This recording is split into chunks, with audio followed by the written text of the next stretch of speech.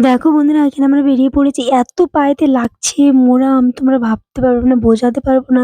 এত কষ্ট হচ্ছে। তো ওপরে রোদ আর নিচে মোরাম।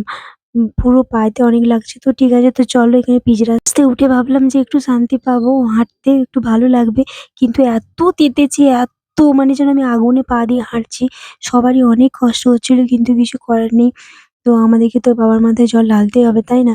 তো চলো এখানে আমরা পৌঁছে গেলাম অবশেষে। এই দেখো পোলে আমরা এই নদী থেকে জল নেবো। তো সবাই এখানে আমরা চলে এসেছি। তো দেখো এখানে রোদে মুখগুলো যেন পুড়ে গেছে। তো তোমাদের সাথে সবটাই শেয়ার করবো। আর চলো দেখতে থাকো। আর দেখো এখানে আমার সবাই বাড়ির সবাই আছে প্রায়। বাড়ির মানে গ্রামের বাবার বাড়ি। তো এখানে সবাই রেস্ট করছে আর এদিকে আমরা চলে যাবো। নদীতে নেমে যাবো আরকি নিতে। কারণ আমি তো মানে আমরা শেষে এসছিলাম, কারণ হাঁটতে পারছিলাম না বলে। আর এখানে সবাই এসে বসেছিলেন আরকি, রেস্ট নিচ্ছিলেন। আর আমি আর আমার দিদি আরো অনেকে ছিলাম।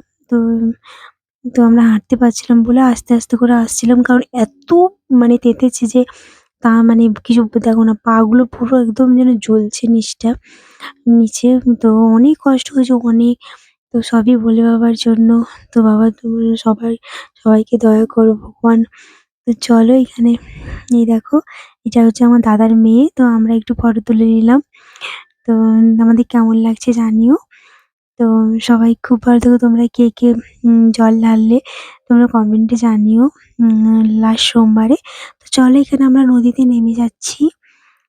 নদীতে নামবো তার আগে দেখো এখানে আমার বৌদিরা সবাই মিলে শাড়িটা উঠিয়ে পরাচ্ছে সবাইকে। তো আমি বৌদিকে বললাম, "বৌদি আমাকে পরিয়ে দাও।" তো বৌদি আমাকেও পরিয়ে দেবে আরকি। আসলে কি বলতো, যখন জলটা নিয়ে ডুব দিয়ে জল নিয়ে উঠবো না, তখন পায়ে জড়িয়ে পড়ে যাবো। তো তাই আরকি শাড়িটা উঠিয়ে পড়তে হবে। তো তাই আরকি এখানে আমাকেও বৌদি পরিয়ে দেবে আরকি। আর কি বলতো, উম জলটা নিয়ে আগে গঙ্গা পুজো করতে হয়। তারপর জল নিতে হয়। তো এগুলো সবই করেছি।